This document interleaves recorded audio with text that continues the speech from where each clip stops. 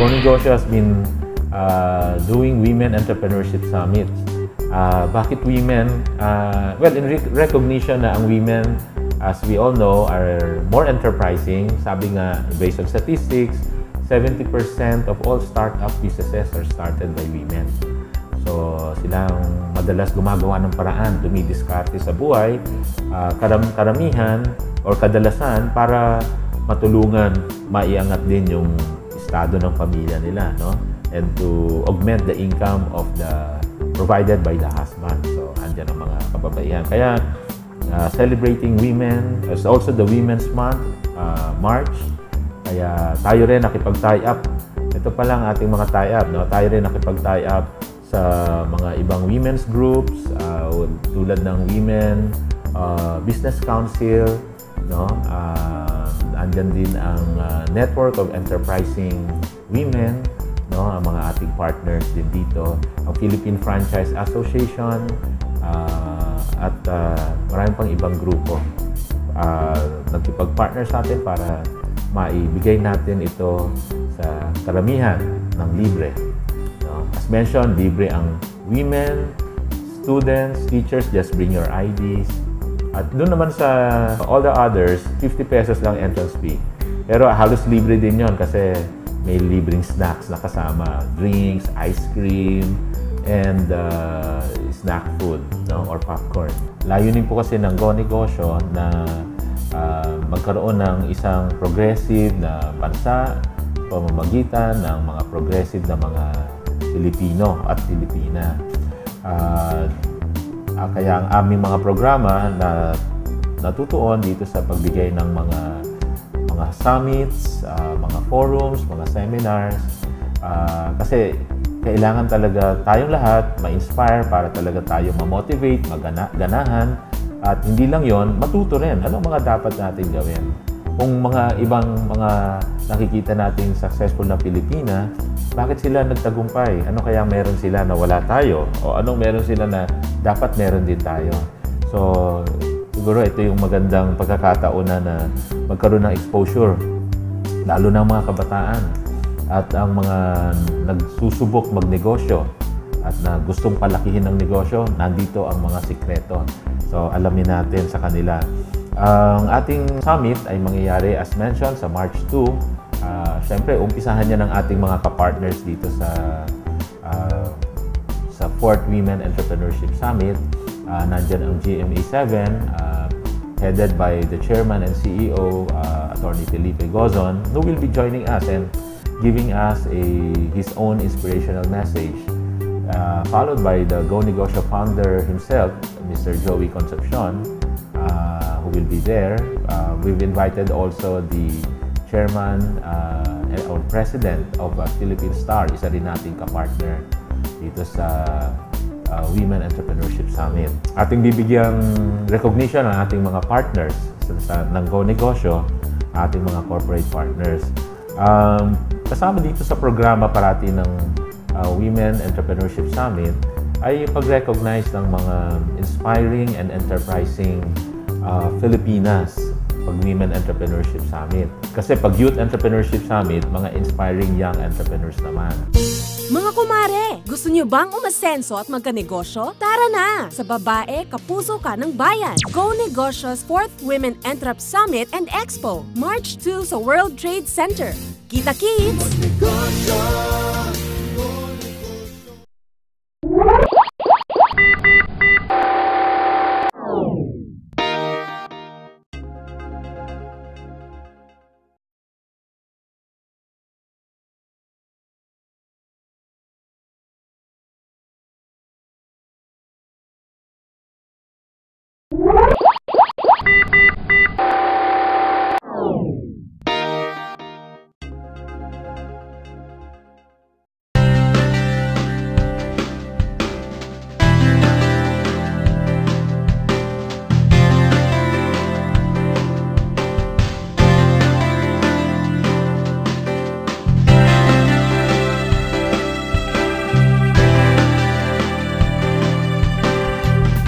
Inspiring and enterprising women, ating bibigyang recognition ng ang mga sa tingin namin ay mga kailangang ma-recognize para sila po ay magsilbing mga role model sa ating mga kabataan at kahit sinong those striving to become successful. Dating uma-attend ng Go Negosyo Seminar ay ngayon siya po ay nagsumula pa nga na maging isang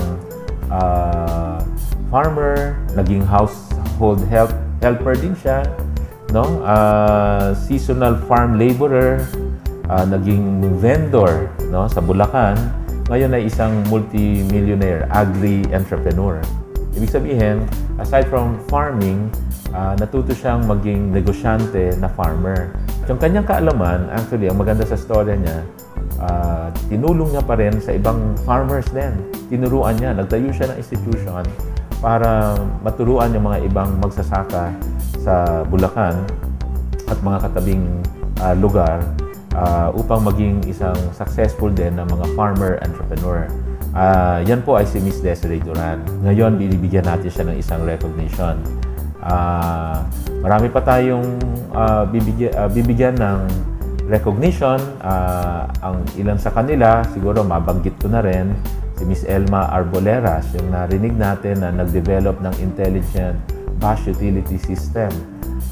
At siya ay nabigyang recognition din sa 11th British Invention Show, gold medal for the consumer category. Pupunta rin doon si Olivia Limpeao, ang president ng Distilleria Limtuaco, becoming successful in a man's world of spirits and liquors. Ang ating kapartner din po si Miss Erlinda Bartolome, who is a certified franchising executive. Siya po ay tumutulong sa mga negosyo, lalo na ang mga negosyo na gustong mag-prangkisa o mag-franchise. Isa sa mga tinulungan nila ng mag-asawa ni Mr. Butch Bartolome ay ang Mang Inasal, Julie's Bake Shop, Bayan Center, Latsa Pizza, at marami pang ibang mga negosyo. Bibigyan din natin recognition ang nag-umpisa ng isang bake shop na ngayon kilala natin sa pangalang Cravings. And as we all know, ang Cravings, nag-branch out na rin yan sa mga, of course, maraming branches, and nag-develop pa ng ibang concepts like coffee beanery and the Center for Culinary Arts. No? So, institution na siya na nagde-develop ng mga chefs. Sino ang hindi pa nakapunta sa Kabalen? No? Ang restaurant na nag-o-offer ng mga masasarap na at buffet ng mga pagkain na napaka-affordable. Ang Kabalen, ang founder ay si Miss Maritel Nivera. Isa po siya sa ibibigyan natin ng recognition din. Lalo na yung mga kababaihan na mahilig sa mga garments or embroidery. Ano ang pinupuntahan natin usually na tindahan? Yan yung Carolina's Lace Shop. No? Yung Carolina's, and syempre ang owner and founder, Miss Lourdes Bragas. So, long-time entrepreneur. It's about time na mabigyan din siya ng recognition ng Go Negosyo. Ang isa pang tatanggap ng recognition, si Miss Antusa Refalda, ang proprietor ng Kalinga Brew. Isa pong parang coffee shop at gumagawa ng masarap na kape na under the brand Kalinga Brew. Ngayon ay isang multi-million peso venture na rin siya. Na-meet namin recently si Princess Putli Kumala Sug Elardo. Very inspiring din siya. Siya po isang princess sa area ng Mindanao. Has been at the forefront of improving the plight of Muslim women, especially in Mindanao, no? Yung tinatawag natin mga conflict area sa Sulu, Basilan, Tawi-Tawi. And siya po ay nagtayo ng cooperative na ngayon nabigyan halaga yung mga pananim nila doon. Nakita nila na valuable pala pagka sila ay nagbuklod, nagpo-form ng cooperative, at ngayon nabebenta nila sa mga coffee shops at mga processing. And last but not the least, we will be recognizing Miss Ruby C., CEO of Forever Flawless Face and Body Center. Nakikita natin all around us ang mga shops ng Flawless, and of course, they have been also one of the major players in the beauty and skincare industry. No? So, very inspiring women, I would say mga empowered women that we should really recognize and hopefully mabigyan ng inspirasyon yung iba pang kababaihan na marami pa silang pwedeng magawa. And in fact, maganda dito, ma-surpass pa nila yung mga tagumpay nitong mga nire-recognize natin. Mga kumare, gusto nyo bang umasenso at magkanegosyo? Tara na! Sa babae, kapuso ka ng bayan. Go Negosyo's 4th Women Entrep Summit and Expo, March 2 sa World Trade Center. Kita-kits!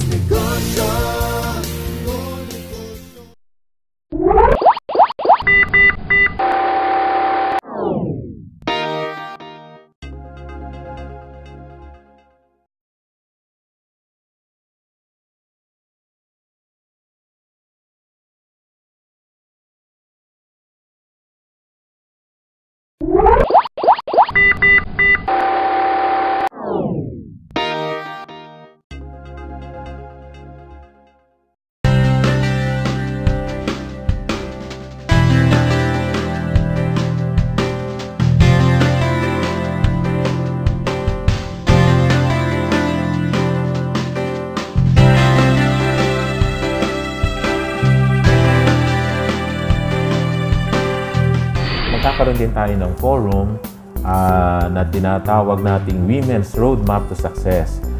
So aside from itong mga successful at recognized women entrepreneurs, inibitahan din natin ang mga ibang kababaihan na very active sa social entrepreneurship at tumutulong sa ibang kababaihan. Nandito, magiging kasama natin sa March 2 si Miss Pinky Po, ang tinatawag na GK Nomics. Ito yung negosyo arm ng kilalang Gawad Kalinga or GK.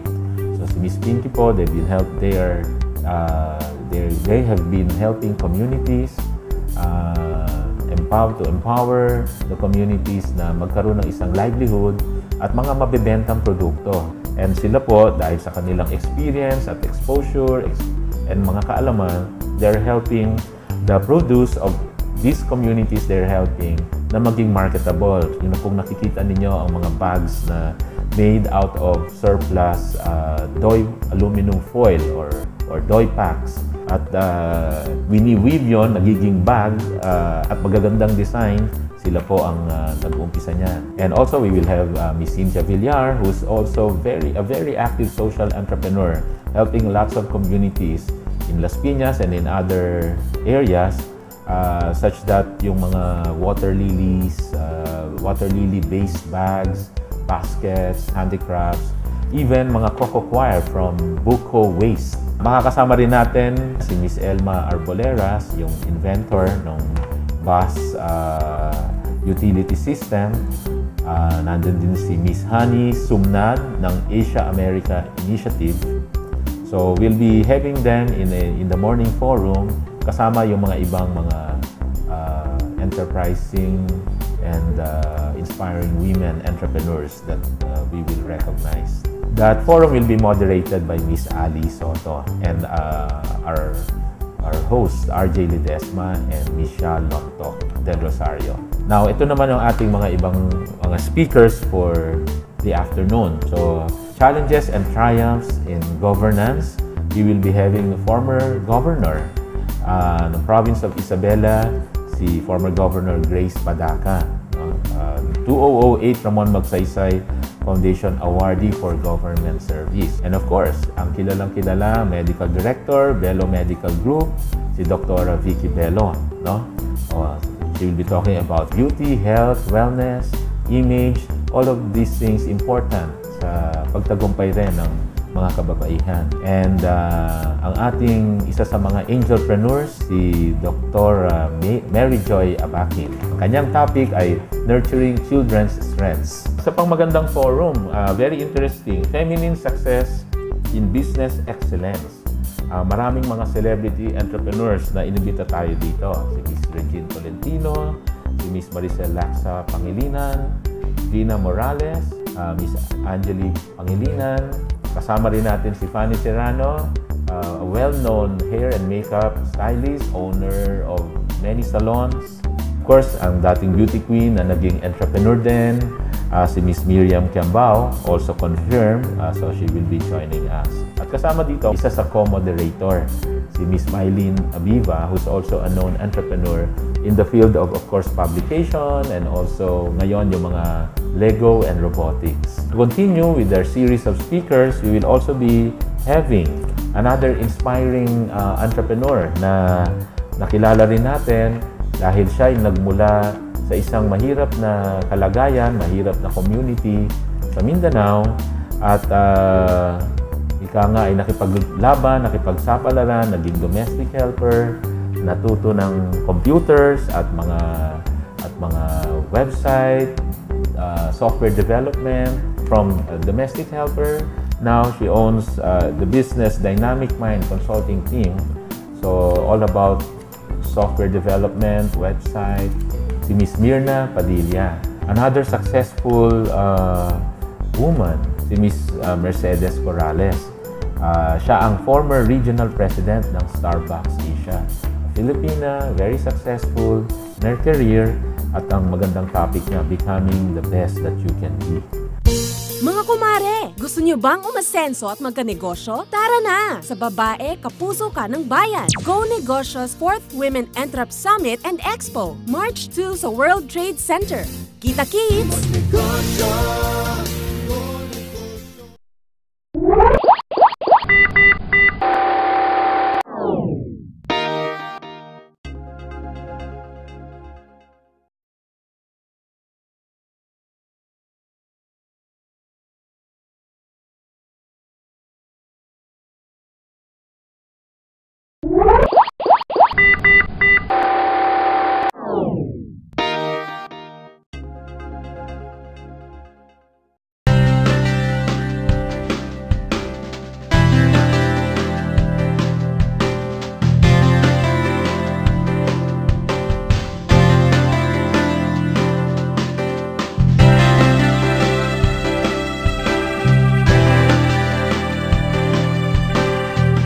Maririnig din natin yung ibang ating mga corporate partners dahil sila po ay mga enablers. Ibig sabihin, kung gusto nyo mag-level up yung inyong negosyo, tingnan niyo what PLDT Smart can do for you in terms of connectivity, online, making your business online. Nandiyan ang multiply.com, financing, BPI Family Negosyo, loan, or mga negosyo packages. They will all be there to present how they can help your businesses.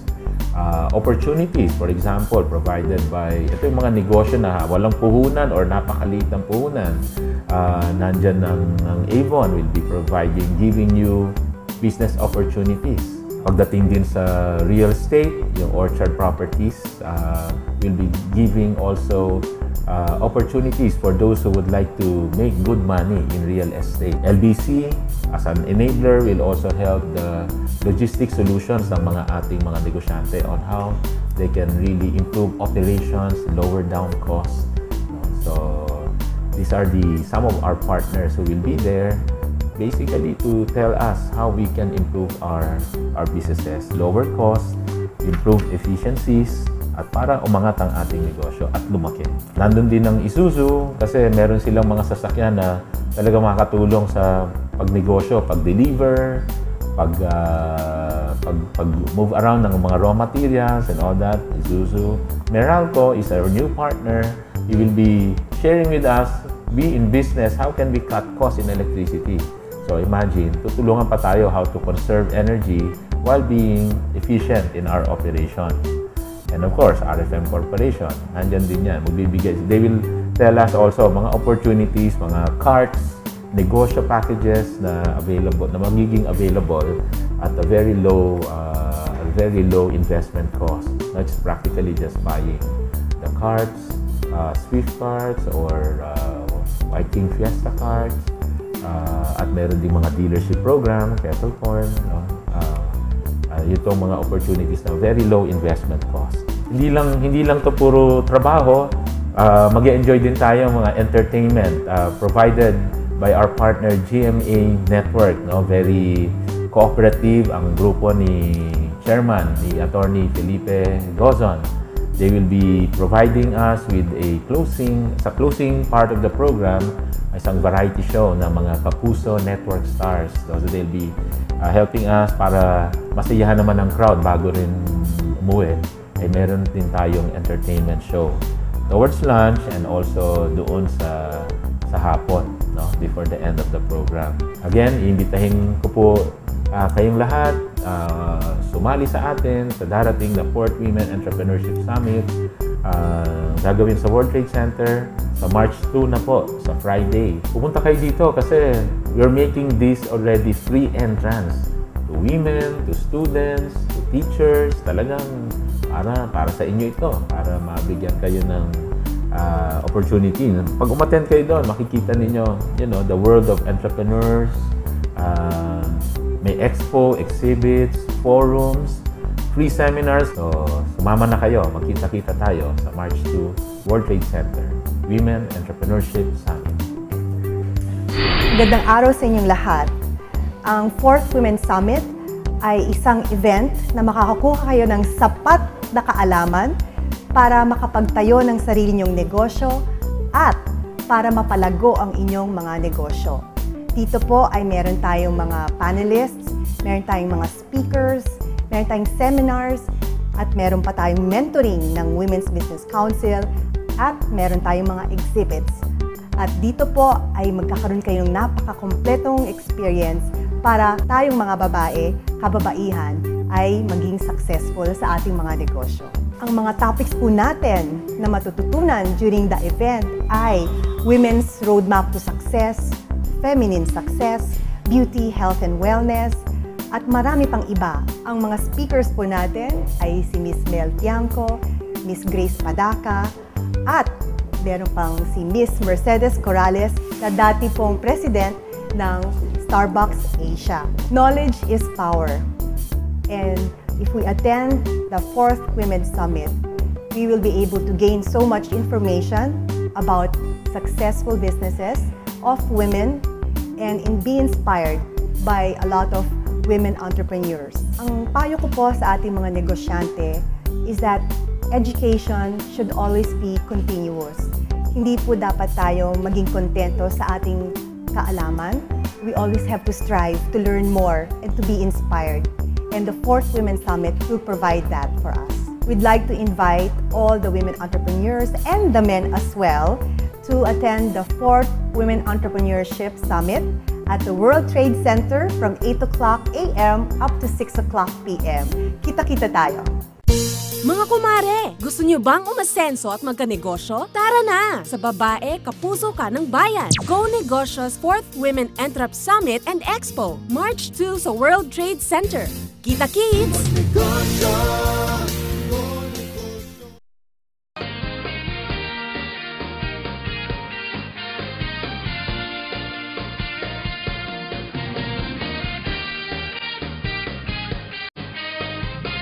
What?